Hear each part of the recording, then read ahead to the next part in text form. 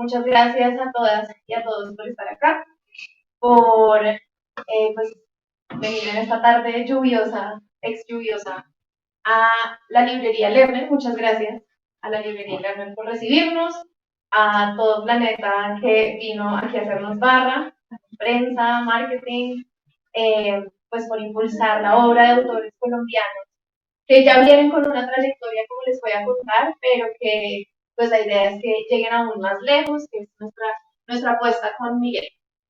Pues ya, no sé si sea necesario hacer la lista de libros, ya la mayoría de ustedes conoce a Miguel, pero pues ya para quienes nos estén acompañando virtualmente les contaré. Miguel es un escritor, es un profesor universitario de literatura y escritura creativa. Es el ganador del Premio Nacional del Libro de Cuentos Ciudad de Bogotá en 2 ocasiones, con casi 10 años de diferencia, con los libros Cruentos Cruzados y El asesinato de Edgar Allan Poe y otros misterios literarios. Fue también ganador del Concurso Nacional de Literatura Infantil y Juvenil en el 2017 con el libro Chicas Asustosas y además Hermosas. Y es autor de los libros juveniles e infantiles como La princesa Lobo y la pintora, que salió con Planeta Lector, Los diarios secretos de las chicas incompletas, que entiendo fue adaptado recientemente a una miniserie. Bueno. Vladimir el niño vampiro, Abraza tu miedo, Los pequeños Jekyll y Hyde y El mundo de adentro. En México publicó Boris y El libro robado, y en Perú la novela juvenil Atrapados en el aeropuerto. Otros de sus libros son la biografía de Truman Capote, Las horas negras, y el texto de divulgación Asesinos en serie, perfiles de la mente criminal. Entiendo que es una clase muy... Era una clase muy taquillera en la Javeriana también. Y su relato, La sonrisa del guasón, hace parte de la antología Cuentos y relatos de la literatura colombiana, tomo. Así como ven, tenemos aquí a un autor prolijo y que en esta ocasión nos regala una colección de relatos que vienen a recordarnos que la literatura es sobre todo goce y reapropiación, diría yo. Pero sobre todo goce, para mí es eso. Así como el Eclesiastés hace miles de años nos dijo que no hay nada nuevo bajo el sol, celebrándolo, ¿no? Como una crítica, yo creo que es uno de los libros más hermosos de la Biblia. Pues yo creo que saber esto nos abre miles de puertas, infinitas puertas en la literatura a partir de lo que ya se ha escrito antes. Y cada libro pues es infinito en sus lecturas y en sus interpretaciones, y creo que un poco por ese camino se va del otro lado del espejo. Aquí hay un juego que también es homenaje a algunos de los escritores que un buen día nos hicieron enamorar de la lectura. Y sobre todo de los posibles mundos que se derivan de la lectura, creando unos cuentos completamente nuevos, como yo creo que no se había leído, y ahí sí es algo nuevo bajo el sol, en la literatura colombiana. Y yo celebro mucho esto porque luego de muchos y muchos libros sobre literatura social o literatura enfocada en nuestro país y sus problemas de violencia y desigualdad, pues tenemos un libro que decide mostrarnos algo más universal y algo con otras locaciones. Eso me parece genial, pero pues ya vamos a hablar de eso. Entonces, pues estamos aquí para charlar. Quiero que haya una muy buena parte dedicada también a las preguntas, así que vayan preparándolas. No vayan a dejar al final sin hacernos preguntas, por favor. Pero pues vamos aquí a hablar sobre lecturas, sobre mundos aparentes, engaños, sobre misterios, sobre María y no la María, cosa que aprendí gracias al libro. Ya sabrán cuando lo lean el chiste interno que implica esto, y también sobre procesos creativos. Entonces me gustaría que empezáramos por ahí, porque yo creo que un buen libro de cuento es como una buena receta. Tiene ingredientes distintos, cuentos bien distintos entre sí, pero a la vez en su combinación crean un equilibrio de sabores que hace que sea gustoso, ¿no? Y yo creo que esto lo logras tú en Del otro lado del espejo. Yo creo que de alguna manera lograste reunir 7 relatos que siendo todos muy diversos, muy distintos, eh, a, dialogan de una manera y crean un conjunto bastante completo. Entonces me gustaría mucho que nos contaras un poco de dónde fueron naciendo y cómo fueron brotando estos cuentos para que un buen día tú dijeras, listo, acá tengo una colección y cómo sientes tú esa comunicación interrelato del otro lado del espejo. Bueno, gracias a todos, gracias a Salomé por las palabras. Los libros de cuentos que yo ya había armado, digamos que habían sido provocados por convocatorias a concursos. En la historia editorial, en la historia del libro, digamos que los autores saben cuando están haciendo una novela. Incluso yo creo que los poetas tienen la idea de que están armando un mundo, pero uno no dice voy a hacer un libro de cuentos, ¿no? Como ahora va el primer cuento, tiene esta tensión y en el segundo, ¿no? Creo que eso es un invento editorial de antología, es decir, los grandes cuentistas que nos enamoraron del cuento no tenían ese concepto. Sí, yo no me imagino a Edgar Allan Poe diciendo voy a hacer un libro de cuentos, ¿no? Hago un cuento y me lo pagan y me lo compran y de pronto sale por ahí y luego alguien lo edita. Entonces, esa extraña dinámica de los concursos que a mí siempre me han gustado, como provocaciones, como formas de disciplina, decir, bueno, tengo que terminar un proyecto, me fueron enseñando en el camino ese famoso criterio que cuando yo trabajaba, muchas veces aquí está mi gran amigo Javier Macha, como evaluador de textos, ¿no? Buscábamos como que hubiera algo en común, ¿no? Que no necesariamente fuera un tema, que no necesariamente fuera un estilo. Entonces también ese trabajo de evaluador me fue dando como una suerte de camino más claro de cómo ir armando, digamos, un grupo de cuentos. Este libro en particular, digamos que yo ya quería dar un paso diferente a lo que había probado con estos dos libros, donde digamos había una hipótesis muy sencilla, que era poner qué pasaría si ciertos personajes de la literatura eh, aparecían en otros territorios, en otro lugar, en otro rol, ¿no? Entonces, el asesinato de Edgar Allan Poe, Dupin aparece como personaje del universo biográfico de Poe y va a resolver su asesinato. Venía probando eso que me gustaba mucho.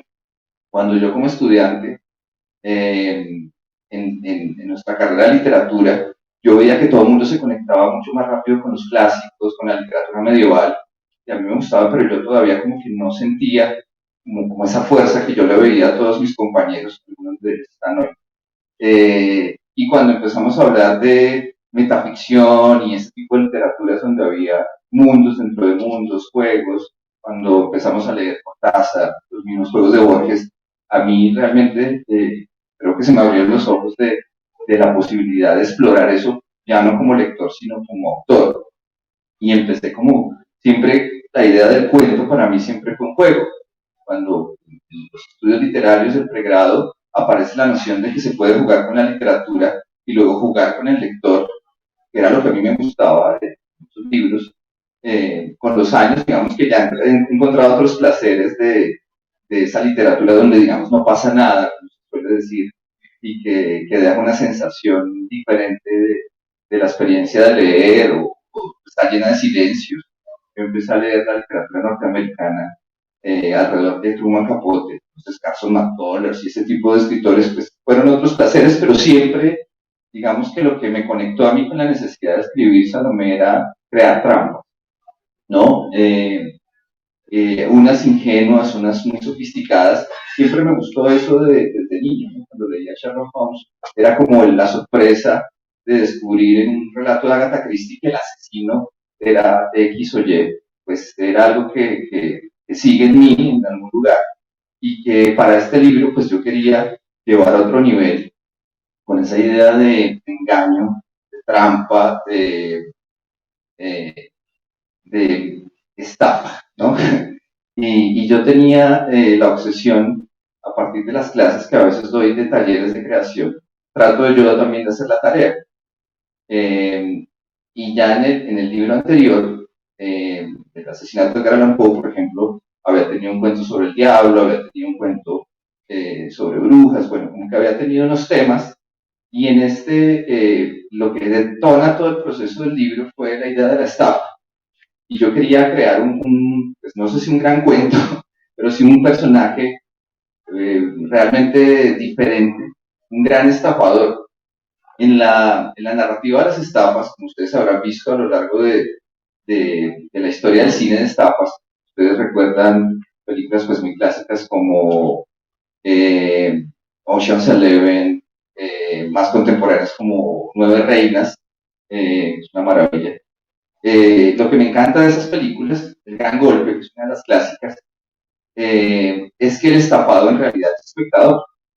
No son las estafas internas cuando van a robar un banco o van a quitarle el dinero a alguien, es una fachada para que al final el espectador caiga en el juego. Y eso me parecía fascinante y yo quería hacerlo en un cuento. Y es lo que empiezo a armar con el primer relato, que es el que, digamos, da origen a la portada que ustedes van a ver ahí, es un Rembrandt. Pero bueno, estoy adelantando. No, pero es que además me encanta que digas eso porque mi pregunta número 3 era que nos contaras o nos hablaras de tu relación con el lector, porque mi sensación es que te gusta jugar con él. Y, Sí, sí, sí, y quiero que nos hables un poco de cómo haces esto, cómo lo logras, porque lo logras. Juegas con nosotros. bueno, ojalá que los relatos sean una estafa en el buen sentido, ¿no? Ah, Es no, esta pero por estafa, favor, claro que a que no nivel arrojen el literario, libro. ningún tipo de estafa. Mira, hay un proyecto concreto que tuve en Perú, con una novela que se llama Atrapados en el aeropuerto, donde la narradora es una bebé, ¿no? Como estas pruebas que uno se pone de narrador, de buscar voces difíciles. Yo venía a trabajar alteridades, creo que es una de las cosas por las cuales yo escribo. Envidio a los actores, a las actrices que, digamos, tienen esa posibilidad plástica de devenir otros. Eh, y creo que los que escribimos en secreto también somos travestis en un sentido muy amplio, ¿no? De alteridades, de poder ser otros. Eh, digamos que lo que yo he escrito, las ideas que puedan fluir por ahí, no son muy autoficcionales, como decimos ahora, no hay un discurso de autor. Algún día de pronto surja eso en mí, pero no ha aparecido. Me gusta más probar voces, alejarme de mi propio ruido y venía eso, de probar una adolescente, la novela juvenil, y dije, bueno, va a ser algo muy difícil. Me encontré con que sí había algunas novelas, incluso hay una novela que el narrador es un fe, ¿cierto? Y bueno, yo dije, bueno, me voy con una bebé. Y al inicio de esa novela hay una prueba de mentalismo, donde la narradora le dice al lector, ya sé que usted va a cerrar la historia, pero si yo le leo la mente, usted se queda. Si no, chao. Y entonces, pues ahí busqué como trucos de mentalismo que pudieran funcionar dentro de una novela a prueba de lectores universales.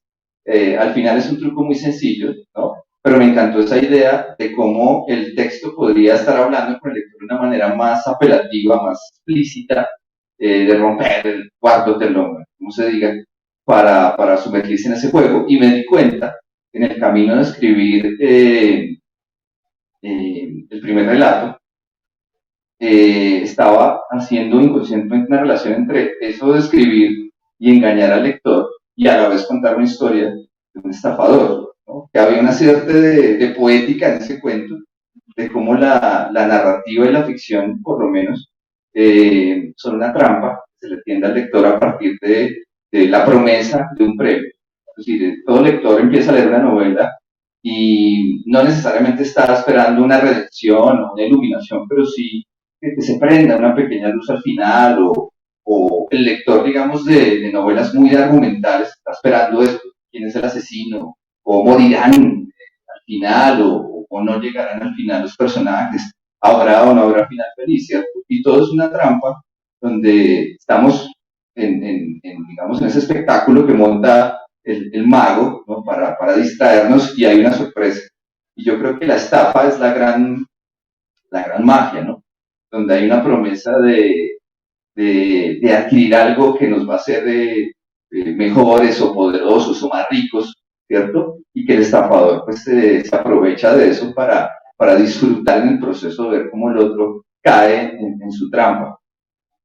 Y que creo que es algo que justamente le pasa a otro de los personajes del libro, que es este chico que se obsesiona con María, la novela de Jorge Isaac, y trata de buscar una especie de respuesta, ¿no? Y a la vez pues empezamos a ver que él es estafado, bueno, perdón si digo algún spoiler, pero creo que ese mundo que entre que se parece un poco al mundo en el que tú te mueves, porque hay una universidad, hay un profesor con un ego, hay tal. Hay profesores por ahí. Pero a la vez también también hay un juego y hay una búsqueda que me gustó muchísimo este cuento, porque a mí me empezó a crear una inquietud en el estómago como con lo que iba pasando y esta chica, la presencia que hay en la vida de este muchacho. Y siento que es uno de los cuentos donde más explícita se hace esa exploración que tú haces como con el misterio, pero es uno de esos ingredientes que siento que se le sienten harto el sabor al libro, ¿no? O no sé, una boloñesa se puede sentir la carne. En este libro el misterio es uno de esos ingredientes. Entonces me gustaría que nos hables de esa exploración del misterio. Bueno, en este María, la María, que es, digamos, uno de los usos populares que tenemos con los artículos en la literatura. Entonces uno dice, el Ulises, te leíste, ¿no? Y no, los artículos no existen. Digamos que yo tenía como la idea de hacer algo con ese libro emblemático. Estuve en una conferencia muy brillante que dio Raúl Vallejo, un escritor ecuatoriano, experto en María y en Jorge Isaacs, ¿no? Donde hizo una lectura muy sólida de cómo cuando Isaacs escribe María es su época más goda y es un ultraconservador, y eso explicaría por qué María, las escenas románticas de María no pasan de la sala, es decir, la espacialidad, ¿no? Recuerdo que alguien nos contó en algún lado que hicieron como una investigación de cuál era el personaje favorito para los niños de María. Y los niños estadísticamente, o sea, de 1000 niños, en 900 pusieron el perro. Entonces, pero sí, porque es el único que hace algo y se mueve. Sí, yo leí perdón que haga una nota a pie de página de esas lecturas que hacen los niños, me acordé también los pusieron, pues porque son libros que a veces ponen en cursos raros y uno no sabe si eso es maravilloso, puede ser una locura. Entonces eso, el proceso lo ponían como en quinto de primaria en los colegios, o en sexto, por ahí. Entonces lo mismo, les preguntaba, bueno, ¿qué les gustó? Y con todas estas lecturas pues, que tenemos muy complejas del mundo de Kafka y la neurosis kafkiana y los miedos y tal, a los niños les parecía fascinante. No, es buenísimo, porque si uno se convierte en monstruo no tiene que ir al colegio, en hacer tareas, ni no. Entonces leía, hacían unas lecturas muy raras del mundo literario, que yo creo que eso pues tiene que ver con este juego. Yo, un tema que me ha obsesionado de muchas maneras, creo que tiene que ver con un miedo personal, es la locura. Es decir, yo tengo miedo a perder, así como en los matrimonios la gente hace como votos y cosas y promesas. Yo de lo que le hice firmar a mi esposo es como si yo salgo con que vi un fantasma o empiezo a hablar solo, o sea, ya tiene derecho a llamar al 911 y ya, que me encierren, o sea, nada de hablar conmigo, nada. Si ya perdí la cabeza, que me encierren. Tengo mucho miedo a la locura. En este cuento, pues es un cuento de un chico que enloquece o no. Se atravesó en la escritura de esta historia donde hay un chico que está obsesionado con el libro, la biografía de Philip Dick. Muchos de ustedes están acá, yo sé que le aman y le quieren y lo han leído. Y leí la biografía de Manuel Carrer, que es una maravilla, donde recupera muchas cosas que Dick empezó a comprender durante su obra, en la que concluye que sus libros realmente son la realidad. Es decir, que esto que está acá es una proyección Matrix, ¿cierto? Y que la realidad son sus libros. Hay un episodio que incluso está en video, lo pueden ver en YouTube, donde la gente se mira como, ¿qué está diciendo este tipo? Vinimos a verlo, creo que fue en Francia, que lo llevaron, y la gente se mira como angustiada, como el gran escritor, esperando el discurso y tal, el rollo del Shakespeare de la ciencia ficción, diciendo que realmente ustedes no existen, yo soy el único real y aún así soy una proyección de los libros. Pues la gente quedó muy perturbada de ver que su ídolo, digámoslo así, estaba loco.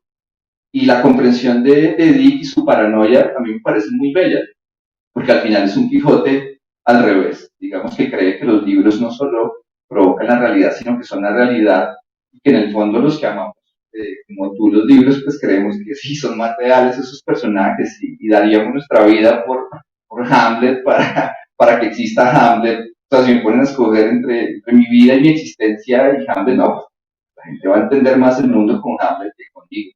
Y, y esa idea de la ficción como algo que es más real o que tiene otra dimensión, pues me obsesionaba mucho. Y por otro lado, es un país el nuestro que atraviesa noticias mediáticas donde hay un misterio, ¿no? Entonces, no hay fin de semana en que no haya un homicidio de algún tipo que genere un misterio, ¿no? La desaparición de una chica, un chico que no sabemos si lo mataron o no, ese tipo de narrativas juveniles que surgen de la realidad. Me parece que eran un material ahí que yo también quería tocar, pues por mi interés por la novela negra. Y aquí resulté combinando todo eso, ¿no?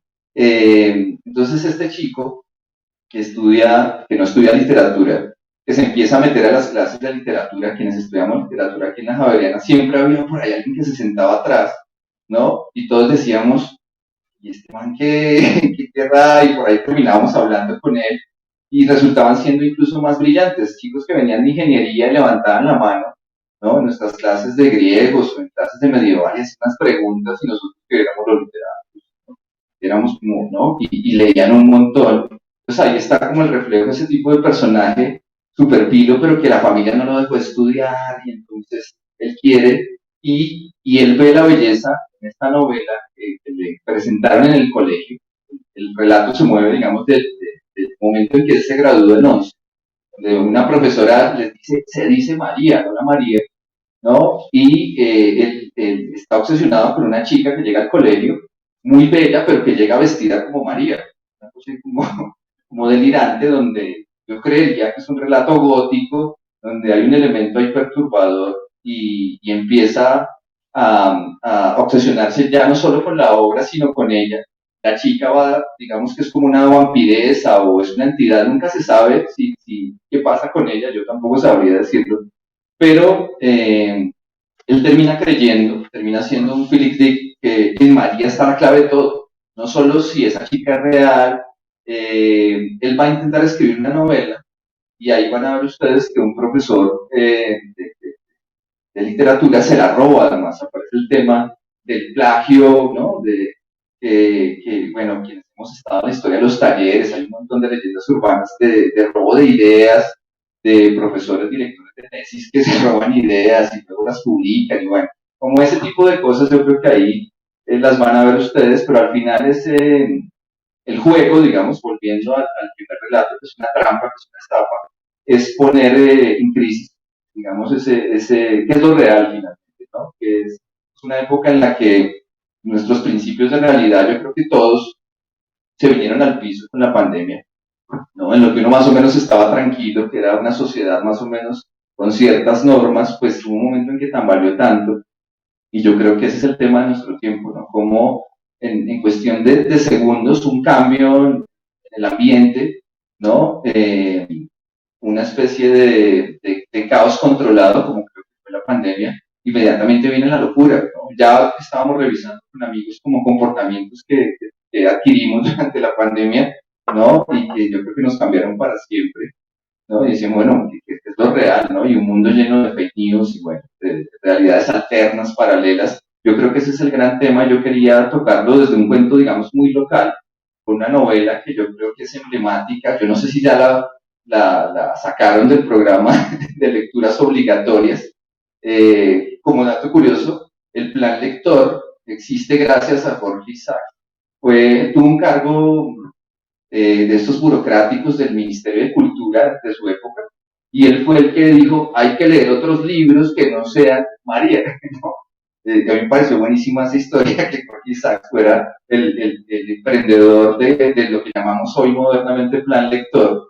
Es una novela, yo no sé si hay una edición bella de María, ¿no? Revisen cuál tienen ustedes en su casa. Yo tengo esa que tiene el dibujo que parece ese meme que hay en redes sociales de un mundo feliz, que es María con sus trencitas, un lugar ahí todo, y uno la relee, y yo la leí nuevamente para el cuento, y la leí en clave, pues un poco paranoica también, de que había algo más, una historia de amor. La primera parte de María es toda una micronovela, podría ser antes de que entre la historia, es muy moderna en ese sentido, hay como una precuela y uno dice, ¿qué tiene que ver con el asunto? Y luego ya viene pues la historia, es una novela trágica además de la enfermedad, es como unos protagonistas, y bueno, nosotros tuvimos un profesor de semiótica que lo analizaba y decía que los indicios, no sé si se acuerdan Mónica y Javier, de pronto tuvieron la misma clase seguramente, con Rodrigo Argüello, que decía que era una novela que tenía un montón de indicios porque el ave negra iba creciendo y todos mirábamos como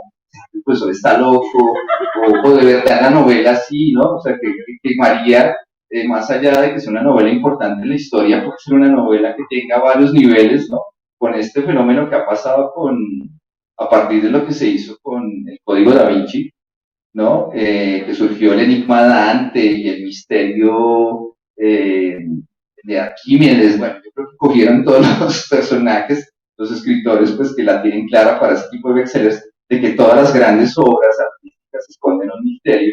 Yo creo que quería hacer algo así, o sea, que realmente en María es una obra ahí por ahí que de pronto escribieron, sería la segunda parte del cuento, escribió por allá una secta para esconder un secreto que va a revelar la clave de la inmortalidad o algo así. ¿Quieres publicar esa segunda parte, por favor? Bueno, entonces, voy a hacerte una pregunta un poco difícil, o de pronto es fácil, no sé, pero quisiera que antes de hacerte nos leas un poco de ese cuento de María. Sí. La María. Pero sí, y luego hago esta pregunta. Bueno. El primero se llama El Mar de Galilea, que es la bellísima portada que gracias a Salomé llegó.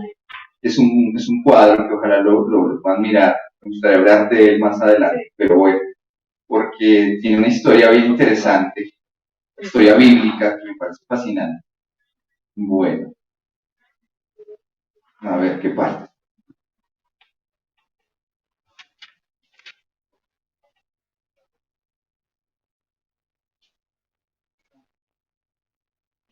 Tercero, ¿cierto? Sí.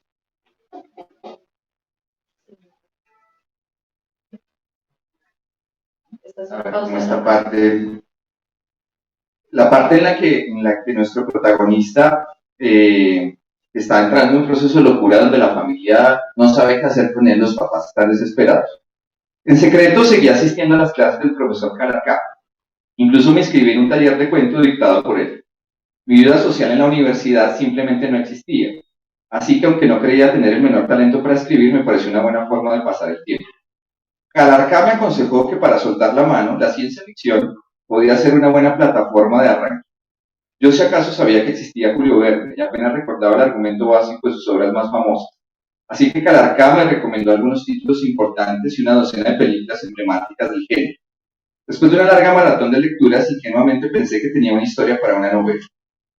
Como estudiante de ingeniería electrónica, me parecía que los computadores eran artefactos fríos y estúpidos, incapaces de generar la sensación de que en realidad estaba escribiendo una historia con vida propia. Así que usé una vieja máquina de escribir Underwood, propiedad de mi padre. El sonido de las teclas, las continuas fallas de la cinta, la imposibilidad de corregir los errores de inmediato, me ofrecían la agradable sensación de fabricar un mundo donde yo tenía control. Mi historia se trataba de un joven que descubre una puerta ubicada en la vieja casa de su abuela que conduce a una dimensión paralela, una cuyo tiempo transcurre exactamente un día antes al de su mundo original. El chico, con el conocimiento que le provee de su dimensión, empieza a apostar a las carreras de caballos y a todo deporte conocido. En pocas semanas se convierte en millonario en el mundo paralelo, pero no puede llevar la fortuna ganada a su lugar primigenio.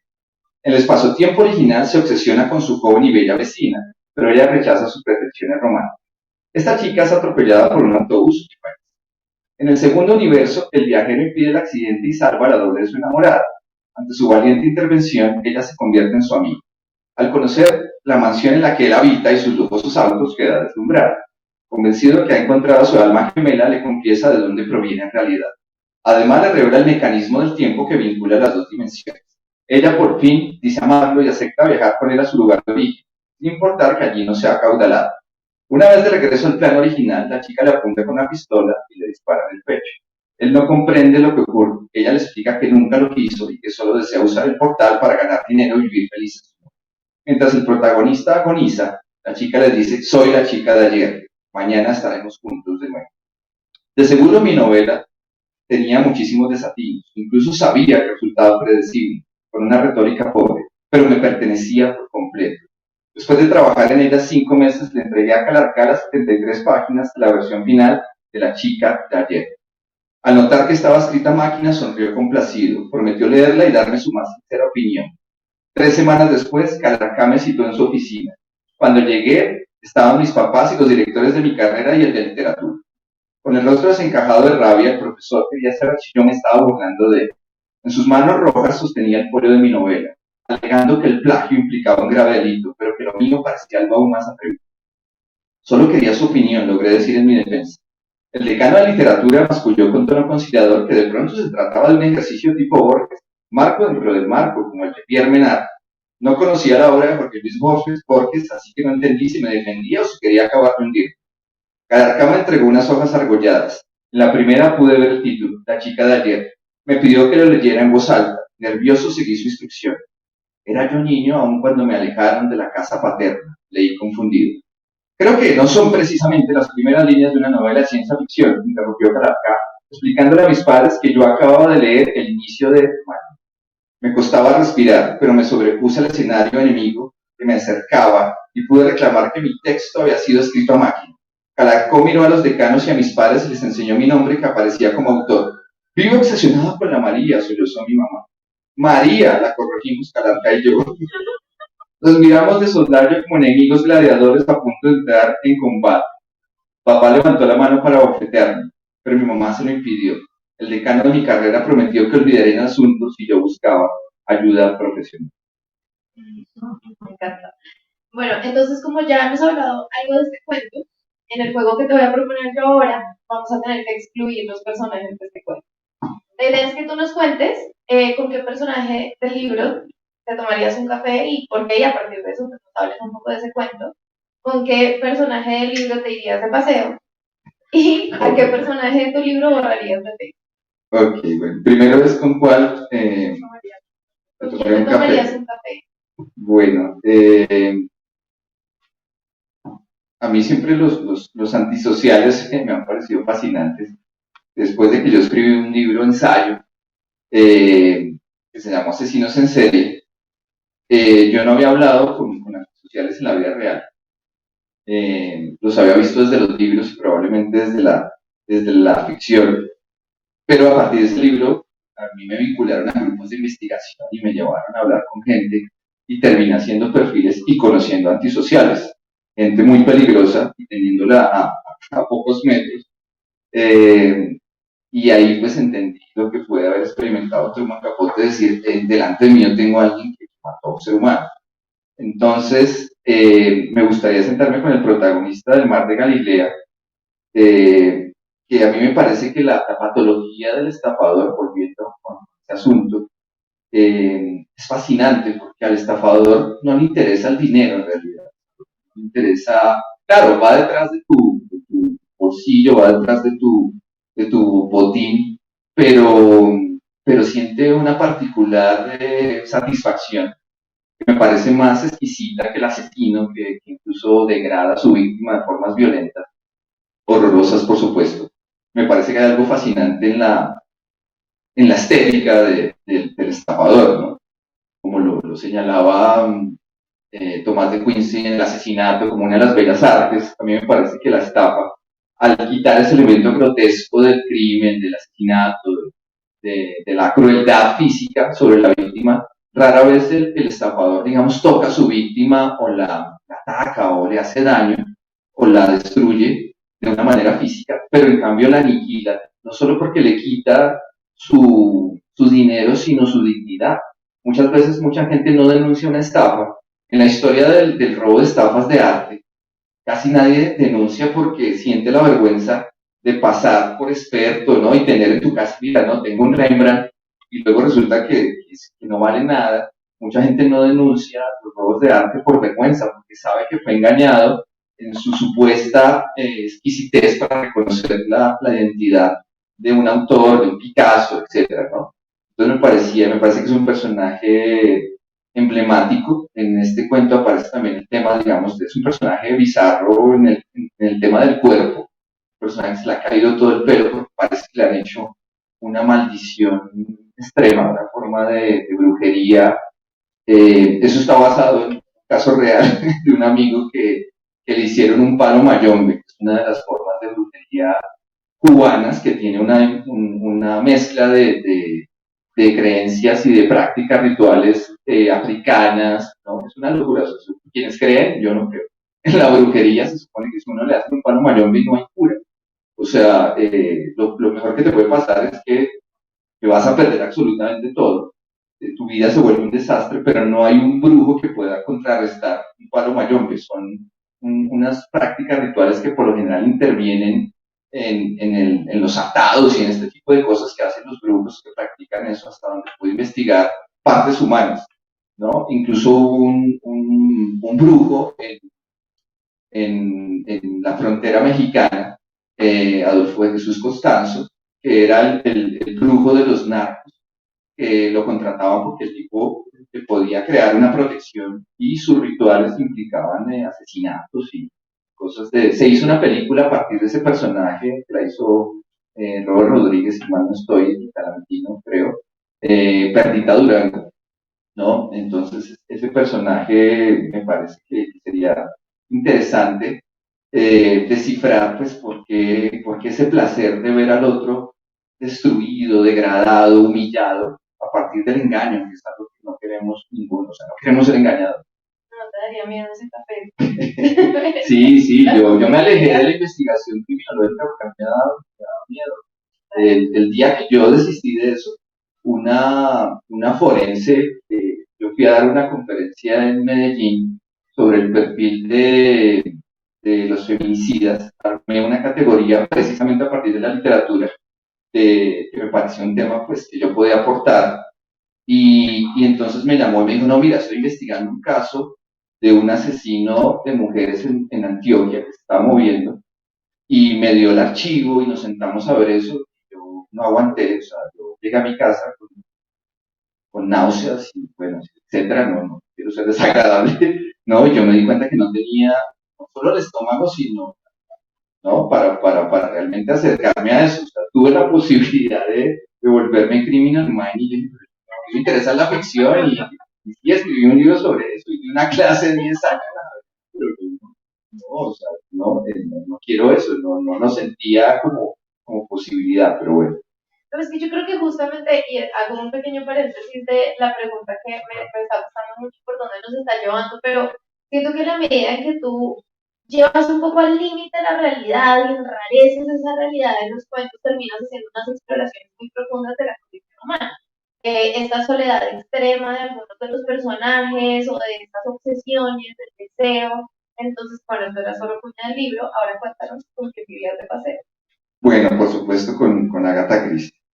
De esa hipótesis de qué pasaría, en este libro hay dos relatos que digamos tienen todavía ese juego que me ha gustado, y es poner a personajes literarios en circunstancias extremas.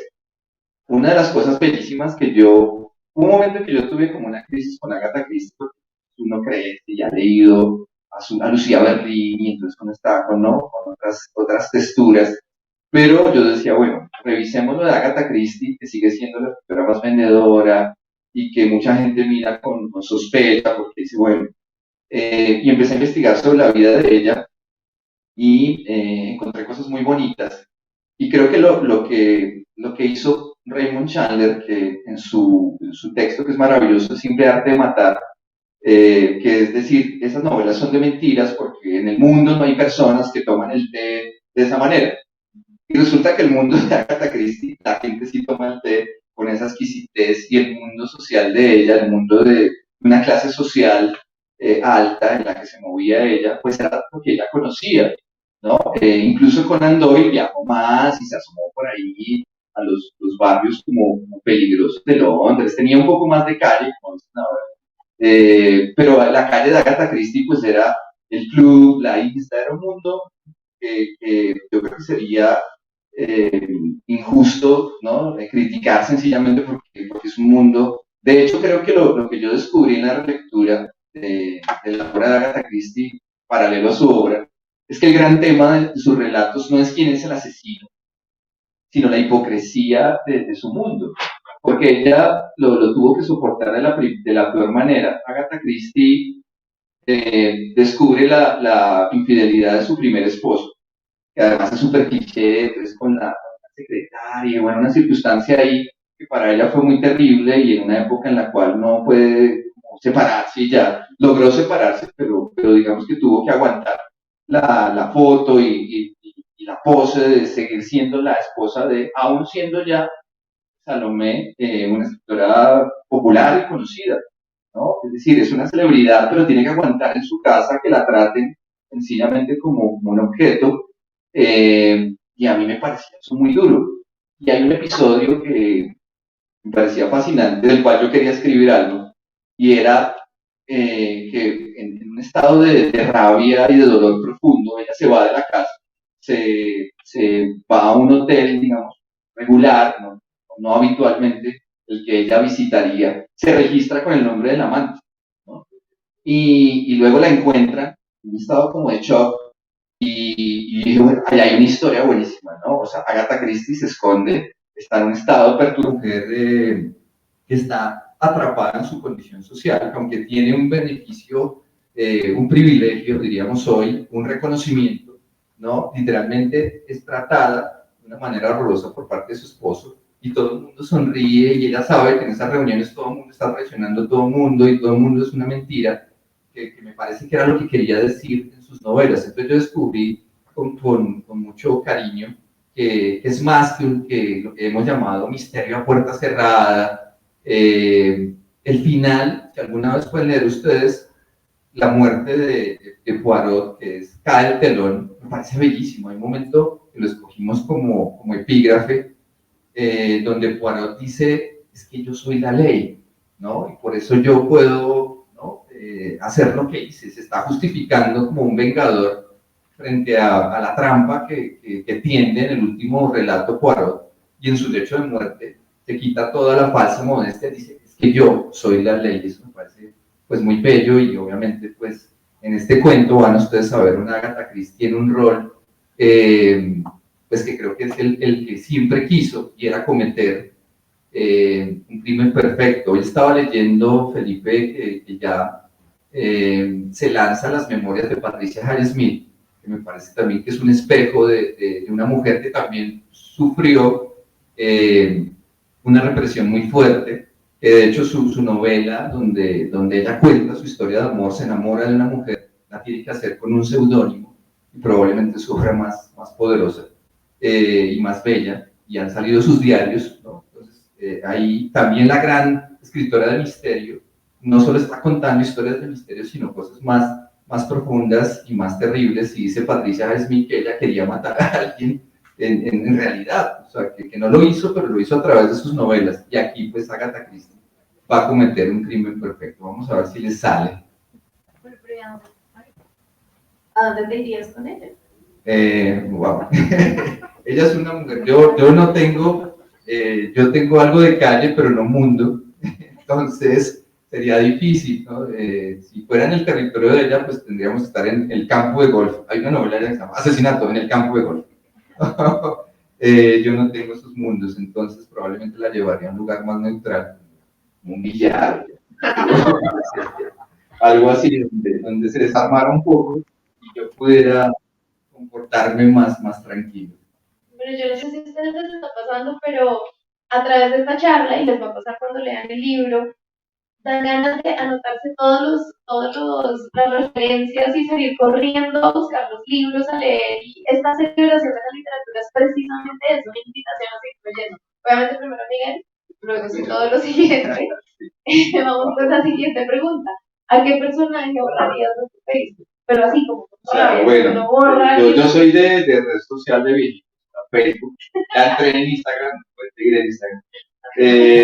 Sí, porque ya los jóvenes tienen Facebook para saber qué hacen sus padres, para que crean que sus padres saben, ¿no? Pero bueno, eh, a ver, obviamente al protagonista este es un cuento que ya he hablado en otra ocasión, que es Tokyo Sin Blues, el personaje odioso, así como uno tiene personajes que quiere y protege, termina como teniéndoles ternura, incluso pues las famosas historias que cuentan muchos escritores de tipo Thomas Harris, ¿no? Que empezó a querer tanto a Hannibal que lo convierte en un héroe, un tipo que es un caníbal, un asesino, ¿no? Entonces hemos pasado por estos procesos quienes hemos escrito sobre monstruos humanos. Yo aquí quería un cuento sobre ese personaje que muchas veces es el perdedor, es el personaje como algo de la familia, ¿no? Que es como guapo, es como talentoso, pero no tiene ningún talento, pero al final todo le sale bien. Y el personaje de Tokyo Sin Blues tiene la maldición y la bendición de, de parecerse a Kurt Cobain, ¿no? O sea, es igual, entonces todo el mundo lo ve, uy, Kurt Cobain. A él ni siquiera le interesa mucho la música y es todo mal músico, es como un poquito Charles Manson, ¿no? Que es pura pose y realmente no son tipos tan estupendos, no aguantan 10 minutos, no, uno como dice, bueno, ¿y este man qué? Como todo es como mentira. Entonces es como un homenaje a ese personaje y yo terminé teniéndole cierto cariño, disfruté mucho escuchando una y otra vez Nirvana, y por esos días ya estábamos cerca de que se cumplieran los no sé cuántos años del Nevermind, eh, y quería hacer una historia pues enrevesada de un tipo que al final todo le sale bien. Hay un tema allí que me atravesó y llevaba unos días una migraña brutal. Entonces el personaje tiene migraña y yo trataba de escribir con migraña y eso no se puede. Uno intenta, pero no, o sea, eh, si no se puede escribir con guayabo, pues con migraña menos. Ese mito de escribir desde el dolor y desde los estados alterados, así no se puede, ¿no?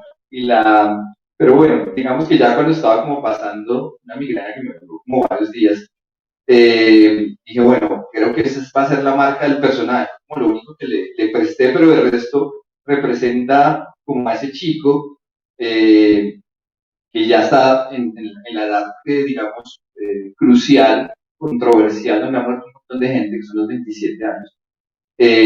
La muerte de Cobain se da también en ese número y se cruza con una chica, pues ahí que ni siquiera habla bien su idioma, pero como él se parece a Kurt Cobain, pues lo va a mantener y lo va a tener en su casa, pero pues ella también termina siendo un personaje incluso más interesante.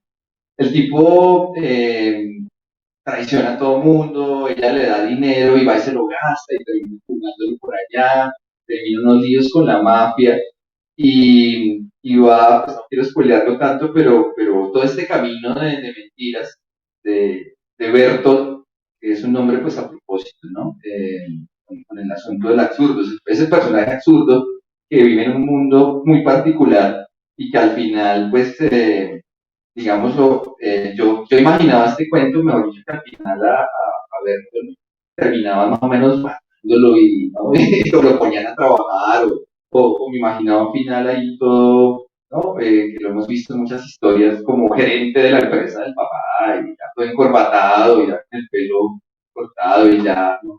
Todo corporativo, todo papel, ¿no? Convertido ¿no? Pero no, el cuento termina en otro tipo de iluminación en medio de la migraña, un cuento de migraña. Es un cuento pues que tiene cierto humor para mí de ese absurdo que todo le sale bien al final, o sea, el tipo está en unos problemas y siempre hay alguien que lo salva. A mí me aterra mucho en la vida real, hay gente que crea unas redes emocionales, ¿no? Y todo el mundo termina, no, pero ayudémoslo, no, salvémoslo, ¿no? Y hacen boletas, lo salvan de situaciones terribles que uno dice, no, ahora sí le va a tocar trabajar, ahora sí va a responder por su vida, ¿no? Algo va a pasar. Y no, Bertolt, ¿no? Él no tiene que hacer nada. Yo pensaba mucho cuando escribía esto, que es una banda sonora bastante particular, les dije, mentiras. Sí escuché mucho a mi hermana, pero luego escuché una canción que creo que tiene al mejor personaje de la historia.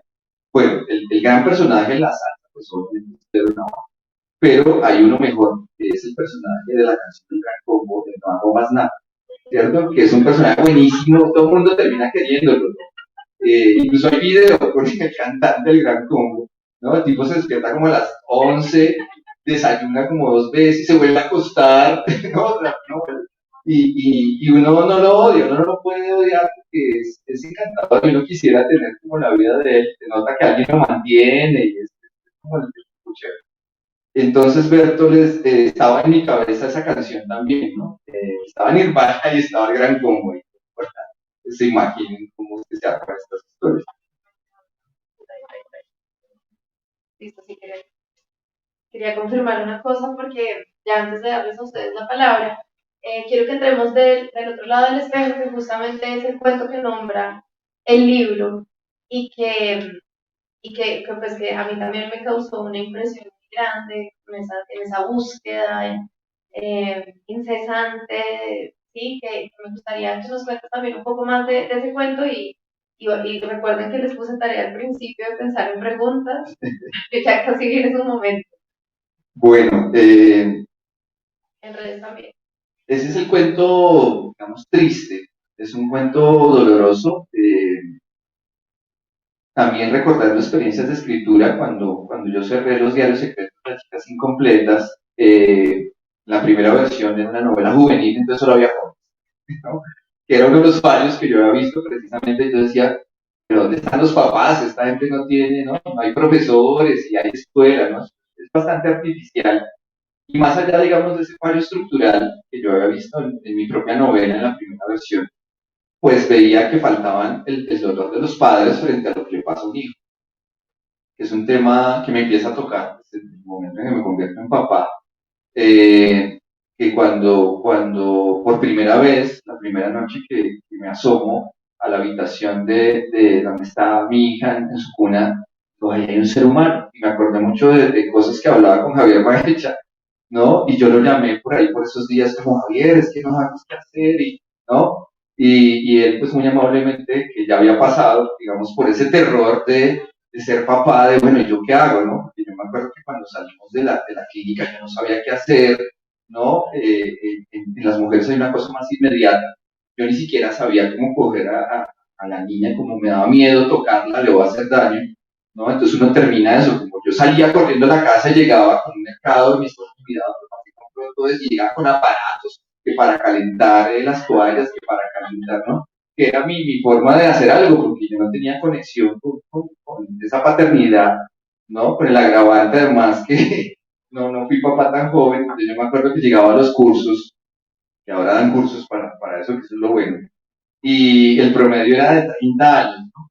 Y yo era ya de 40 y tantos, ¿no? Y los que más preguntaban eran los chicos, ¿no? Y entonces me llamo, no sé quién, tengo 7 meses de embarazo, y yo, así, ellos hablan así. Entonces, para mí, yo, muy machista, que obviamente trataba de cambiar, ¿no? Yo no, y no sabía qué preguntar, entonces yo intentaba, pregunto, pero como para quedar bien con el grupo de, ¿no? Y ellos, y los pañales se cambian cada cuánto, y no sé qué, unas cosas todas preocupadas. Entonces, para mí, la angustia de ser papá siempre estuvo ahí. Y hubo un episodio, pues, que marcó también, que mi hija se cayó muy, muy pequeña, se fracturó la clavícula y ahí entendí el dolor de un papá, o sea, ¿no? Yo llegué a la clínica y bueno, la me dijo, no, pues tranquilo, los médicos me dijo, los niños son como Wolverine, se regeneran rápido, tranquilo, ¿no? Y ya le movilizaba yo, pero no le duele, no, ya tenga el brazo quieto, ¿no? Y yo seguía llorando, tuvieron que llamar a una enfermera, sentarme, tranquilo, señor, o sea, ¿no? Y ya Emma estaba tranquila, ya ella estaba, bueno, tenía 2 años, y yo dije, no, el dolor entendí eso de que uno no dudaría no lo piensas, o sea, mi riñón o la vida por mi hijo, sin importar, ¿no? Ese día hablamos, no sé si lo recuerdas, con María del Mar, que ella le parecía injusto esa relación donde su madre le va a dar todo aunque ella la trate mal, aunque ella se porte mal como hija. Y es cierto, o sea, no tenemos otra opción los padres. Eh, y en esas cosas extrañas que uno hace de escribir, de pasar de divertirse y de escribir escribir un personaje odioso y que uno detesta pero que al final quiere, y el juego de homenajes, pues se me puso un cuento difícil en la situación más extrema que puede tener un ser humano, que es una madre que ha perdido a su hijo, y con el agravante de que no sabe qué pasó. Es el caso de una desaparición. Había visto algunos documentales, había visto algunas historias de chicos raptados, donde incluso se empieza a sospechar de los papás, o que fue que lo desaparecieron, o pudo haber algo aún más siniestro. Eh, Había leído muchas historias de madres que sus hijos, digamos, sencillamente nunca se sabía qué había pasado, ¿no?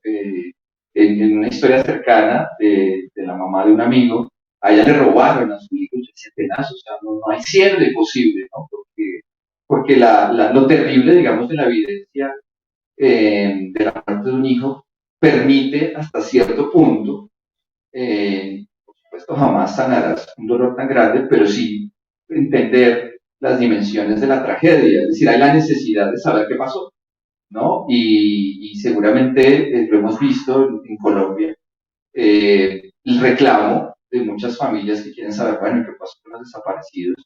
¿Dónde están? ¿No? Yo recuerdo en un concurso que participé de cuentos sobre desaparición forzada, y también había un concurso sobre fotografía, y la fotografía ganadora me impactó mucho, porque era la ropa, unas botas, una ruana y un sombrero, un fotógrafo europeo, y me puse a hablar con él, ¿no?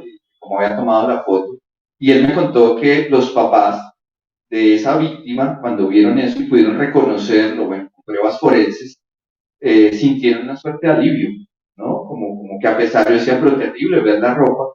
Entonces, todo ese tema de la pérdida de un hijo, pues yo no quería escribir sobre eso, nadie quiere pensar en eso, pero terminé escribiendo sobre eso, eh, y se cruzó con la idea de esos narradores difíciles, y también con la idea de sorprender al lector, a pesar de ser un cuento, digamos, que humanamente trata algo tan delicado, desde el punto de vista de dos mujeres, una que no sabe dónde está su hijo, probablemente esté vivo, y otra que lo perdió y se ha dedicado a buscar eh, a personas desaparecidas.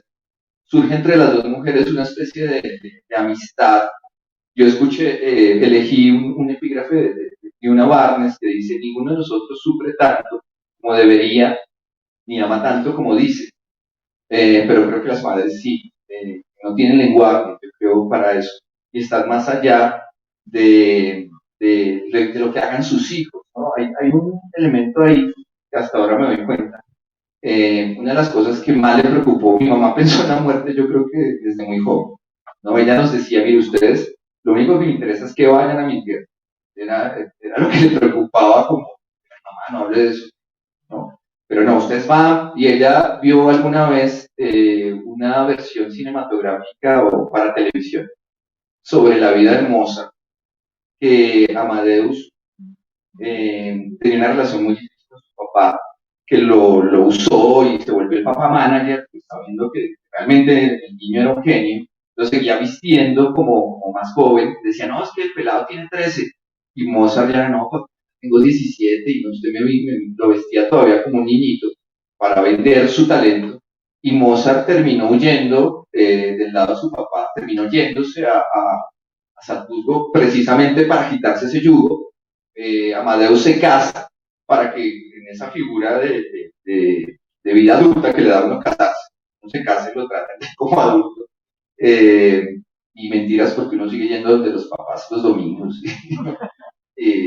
Entonces, bueno, todo el rollo va, para no alargarme con la historia de Amadeus, a que amaba, por supuesto, a su padre como nadie amaba a su papá, o sea, pero a la vez tenía una relación difícil, y cuando se murió el papá, Mozart no fue al entierro, ¿no? Mozart se queda jugando billar con los amigos y bebiendo, y claro, muchos biógrafos y gente que despreciaba a Mozart dijeron: ah, sí, mire la clase de tipo que es, no le importa que se muriera el papá. Quienes hemos leído sobre el duelo, lo hemos atravesado, sabemos que es todo lo contrario, estaban en total negación para soportar la pérdida de su padre, y que eso, películas que son libros originalmente, como la de Milos Forman, de Amadeus, Jesucristo es buenísimo, a través de los ojos de Salieri, que envidiábamos, vemos cómo la presencia del papá termina marcándolo, incluso dominándolo, ¿no? Entonces esa idea, Salomé, de la pérdida de un hijo, de saber esa difícil relación que muchas veces los padres tienen con sus hijos y que no se resuelve en la vida, ¿no? Algunas personas tienen la fortuna de llevar una buena relación con sus papás, de poderse decir todo. Yo me pude decir todo con mi mamá 10 minutos antes de que entrara al quirófano y yo pensaba que iba a salir y no salió. Entonces valoro ese momento. Entonces creo que yo he evitado ese tema a toda costa, de escribir algo que no quiero enfrentarme a, pero termino haciendo. O sea, en un cuento que precisamente Javier Mancha conoce, se llama Línea Mortal, que Javier me dijo, no, necesitamos un cuento sobre la muerte. Yo ya había explorado y no, y estaba fresco lo de mi mamá, yo dije, yo no voy a escribir nada de eso. Entonces me inventé la historia para un tipo que es un periodista y va a un lugar donde tú levantas el teléfono y escuchas la voz de alguien y te saluda, ¿no? Una cosa. Entonces parece que es un fraude. Y pues descubrí que ahí estaba la necesidad muy personal de volver a escuchar la voz de mi mamá. Una de las cosas más duras de ahora con esto de redes sociales, ¿no? El ver las redes fantasmales es muy duro, ¿no? Mensajes de gente que estuvo en pandemia son muy duros, ¿no? No sé si alguno de ustedes pasó por eso, ver un correo de alguien que estuvo y ya no está, ha creado una preocupación. Y creo que eso está como en el espíritu de este libro, ¿no? De cómo nos seguimos comunicando con los muertos. Wow. Bueno, nos falta todavía comentar un par de cuentos, pero pues la idea tampoco es em, contar todo el libro porque queremos que lo lean. No sé si tienen alguna pregunta. Les dije que tenía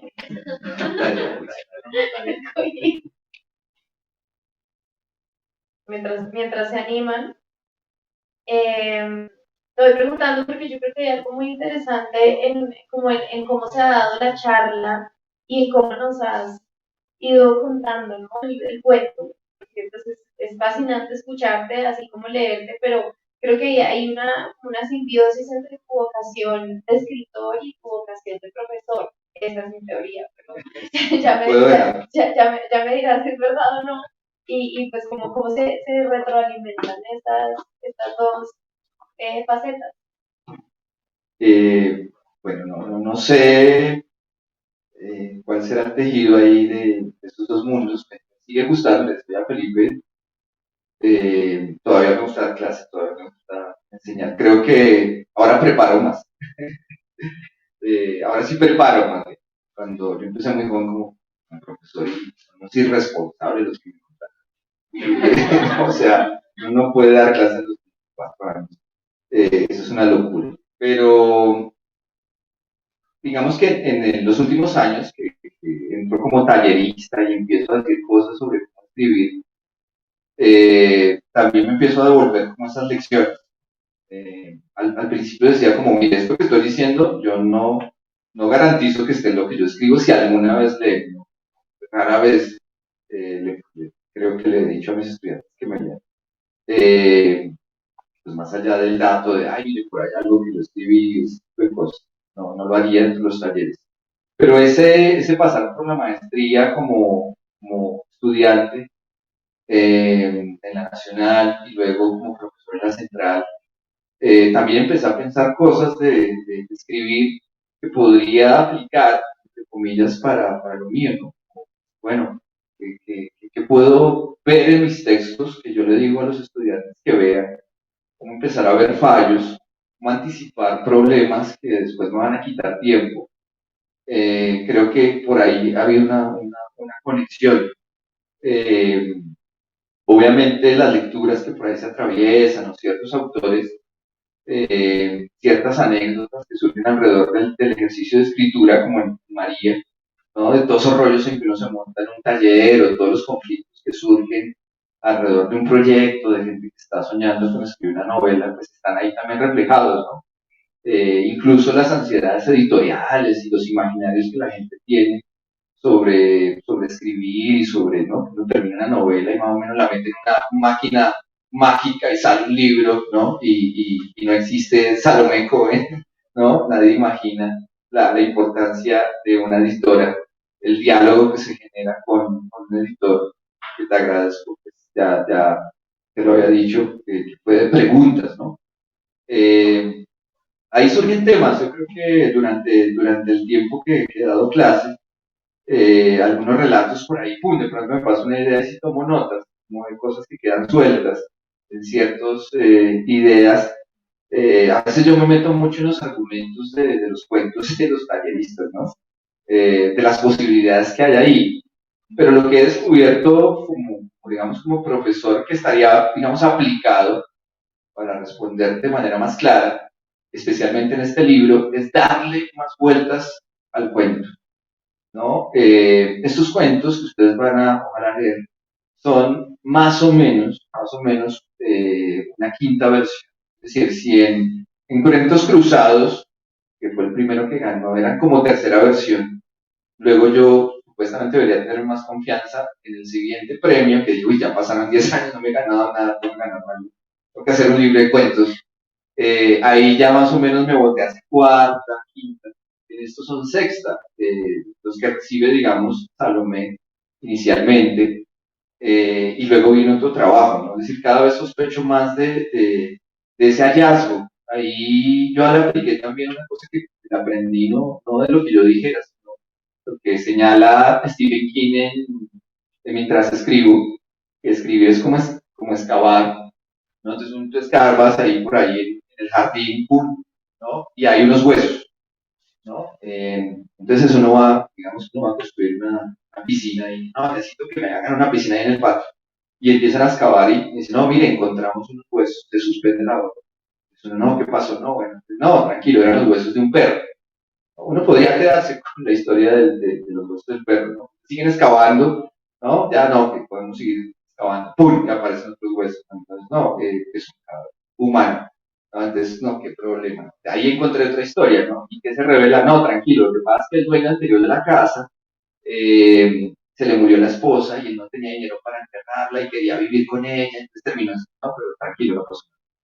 Y bueno, pueden seguir adelante con la obra. ¿No? Finalmente escarban y después aparecen unos restos por allá que demuestran que en Colombia sí hubo dinosaurios. Entonces, esa es una historia mucho más poderosa, ¿no? Pero bueno, listo, sacan los huesos, que alguien los llevan a un museo, ¿no? Y toca ir escarbando. Se puede seguir escarbando, ¿no? Y encuentran por allá pues, el eslabón perdido, ¿no? Y ese es el que hay que perseguir, ¿no? Entonces, estos cuentos, yo estoy muy contento porque la prueba que me ponía, a partir de esa prueba que yo le ponía a mis estudiantes de taller, era que hasta que yo no me sorprendiera ahí de noche o de día escribiendo, o sea, que yo no me asustara frente a lo que pasaba ahí, yo no iba a parar, ¿no? Hasta que llegara esa versión y ojalá pues lo disfruten de esa manera. Más allá de esa trampa y de ese juego, pues creo que también hay un respeto pues muy grande por los lectores en invitarlos a entrar en ese otro lado del espejo. Yo creo que sí. Les digo que ya que los leí, yo creo que sí. Bueno, última oportunidad para... Gracias. Hola. Siguiendo las preguntas de Salomé, ¿tú con qué personaje intentarías tramar una estafa? Una estafa, bueno. Muy buena pregunta. Hay un homenaje a 1984, hay una distopía ahí, un cuento homenaje, el cuento 1984, y ahí hay un personaje que lo ha olvidado todo, en un mundo donde se han prohibido los libros, que me parece que ese protagonista, Enki, que está alienado, ¿no? Me parece que sería fascinante poder recuperar, porque es el lector ideal. Enki es un Humberto Eco, Enki es un Borges, Enki es un Harold Bloom, bueno, todos esos señores que tienen bibliotecas en sus cabezas y que lo perdieron todo, ¿no? Que lo olvidaron todo y que ahora van a reescribir el mundo. Este cuento es un homenaje pues a todas esas novelas distópicas que son pues, Maravilloso Mundo Feliz, 1984, Fahrenheit, de la provisión pues más aterradora para mí que sería que ya no solo no se leyera, sino que fuera literalmente un delito y que desaparecieran los libros del mundo de una manera pues radical, ¿no? Entonces, ¿cómo hacemos para recuperar eso? Y ese personaje me parece que me encantaría pues trabajar con él para estafar a esos otros estafadores que nos han hecho creer que todo desapareció. Me encantó esa pregunta, gracias por seguir el juego. Eh, no sé cómo estamos de tiempo, porque siento que ya casi deberíamos terminar, pero yo sé que ustedes tienen una pregunta, que tú anunciaste algo sobre este cuadro y no lo contaste. Ah, bueno, sí, Entonces ya con sobre... eso cerramos, sí, ¿están de acuerdo? ¿O alguien tiene otra pregunta que... Yo tengo es una curiosidad. Pues conozco a Miguel de su trabajo hace mucho tiempo, más o menos los contextualizo, no teníamos computadores en esa época, entonces teníamos que escribir en hojas. Entonces cuando Miguel dice que escribe en hojas y busca sus apuntes, yo no entiendo cómo encuentra algo, porque él es absolutamente caótico. Pero sigue escribiendo en hojitas, Miguel, o, Sí, o, ya, sí, o sí, utiliza sí. el computador para algo. ¿Cómo funciona eso? Sigo Algo escribiendo en anecdótico, ¿no? libretas. Digamos que bueno, durante el tiempo de la pandemia pues no he salido tanto, pero estos cuentos y estas cosas que yo he logrado escribir se han escrito, como se dice, entre los buses, entre los Uber, los taxis. Eh, Siempre mi drama es que veo una libreta bonita. Todavía ayer vi una libreta preciosa y mi esposa me dijo, ¿para qué? Y usted la va a rayar ahí con esa letra horrible que tiene. Y yo, no, pero pues es que ahí yo consigno ideas, ¿no? O sea, ¿cómo le va a gastar tanta plata una libreta que usted vaya? ¿No? ¿Cómo entiende eso? Sí, sigo, no he podido.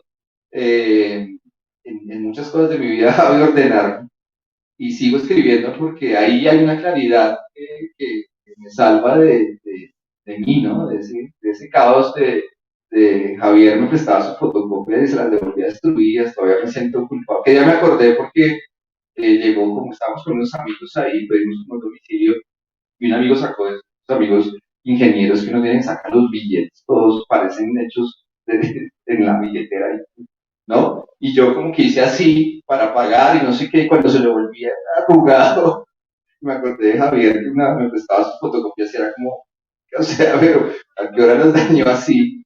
Pero bueno, la buena noticia es que cuando escribo parece que se ordenan cosas y esas libretas pues toman como un orden que no tengo en absolutamente nada en mi vida.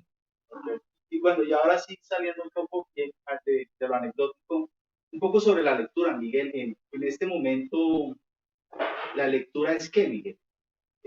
Pues yo recuerdo que al comienzo cuando hablábamos era como exploración. Ujú.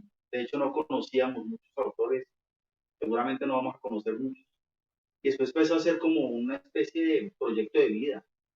Pero en este momento, ¿leer es qué, Miguel? ¿Qué significa leer? Wow, sí. Estoy releyendo cosas que leímos incluso en el pregrado y que creíamos haber visto. Eh, Sigo leyendo como ladrón, o sea, sigo subrayando. Tengo mis ediciones, digamos, como de libros que quiero mucho, que no toco, pues, como para tener ahí en la biblioteca, pero sigo viendo cosas, descubriendo, cada vez leo más despacio, ¿no? Cada vez me demoro más. Mi esposa dijo, pero ahora estoy leyendo más yo que usted. ¿No? Y es porque me demoro mucho, porque me devuelvo y empiezo a mirar como detalles. Una de las cosas que me dejó, ya que veo a Alejo que está allá de la maestría, eh, que terminan siendo retadoras y crueles y despiadadas, pero que son las que lo hacen a uno también resistir. Alguien muy, muy importante, no vamos a dar nombres, un nombre muy grande de la literatura colombiana en la maestría, me dijo de mi proyecto, además de 4 hojas que leyó, me destruyó, ¿no? Me lesionó de una manera. eh, ya 3 personas de mi grupo de maestría se salieron porque no aguantaron. Yo pude haber sido uno de esos, decir no. Y básicamente me dijo, eso no es literatura. Y yo no, pues no entré en debate, decirle, no, yo sí sé que es la literatura, porque yo estudié literatura, ¿no? Porque creo que es un poder muy grande. Yo no sabía decir que es literatura aún hoy, pero me preocupó. O sea, sí dije, bueno, pronto hay algo ahí en el lenguaje que me falta y que tengo que empezar a mirar, tener más cuidado con eso. Mi tutor, la maestría, que fue Rodrigo Parra Sandoval, que es un hombre muy sabio, es un escritor que ojalá leamos más. Él es como ese personaje de las películas americanas, como el indígena silencioso, o el chamán, o el, pues, ¿no? Que no habla en toda la película, pero al final tiene el personaje que uno quiere, que va a salvar la batalla. Así es Rodrigo, ¿no? Como uno decía, pero bueno, Rodrigo no dice nada, y de pronto soltaba cosas. Y él me dijo algo también sobre, me dijo, desconfíe de su habilidad. Y yo lo miré como extrañado, como así. Digo, no, usted parece que puede contar historias, pero tiene que detenerse más en el lenguaje. Y esas dos personas me hicieron reparar y empecé a mirar más como lector, ¿no? A la casa, digamos, de preciosismos, de gramáticas por ahí que de pronto yo no miraba. Entonces también tengo mis libros, digamos, para retornar siempre a Bartes, como de placer y como de, bueno, yo no me voy a preocupar por qué cosas voy a robar, voy a hacer o qué vacíos hay por ahí. Y me entrego como a descubrir. Estoy leyendo muchas mujeres, muchas escritoras, que me parece importantísimo, pues, y he descubierto cosas, pues, que decía hace un rato, ¿no? Como Lucía Berlín, que yo digo, wow, ese cuento del otro lado del espejo está amparado en la lectura que hice de Lucía Berlín, ¿no? De mundos de soledad y de mundos de mujeres solas que están allí de otra manera, por ejemplo, ¿no? Entonces también estoy buscando como otras texturas, otras voces. Todavía me sorprendo y ojalá no deje de sorprenderme nunca. Me gusta leer novedades. Yo creo que quien está escribiendo pues, tiene que estar por ahí como enterado de qué intereses hay. No me he vuelto, digamos, todavía ese lector que dice, no, yo solo leo clásicos. No, pero sí, estoy muy al día en algunas cosas imposibles, ¿no? Porque uno se asoma a las novedades, que a los lanzamientos, y lo que está pasando, pues uno terminaría loco si quisiera leer todo lo que saliera, ¿no? Estoy leyendo narradores cercanos que han salido, precisamente en Sex Barral, algunos editados por Salomé Cohen, eh, autores que han sido recuperadas, ¿no?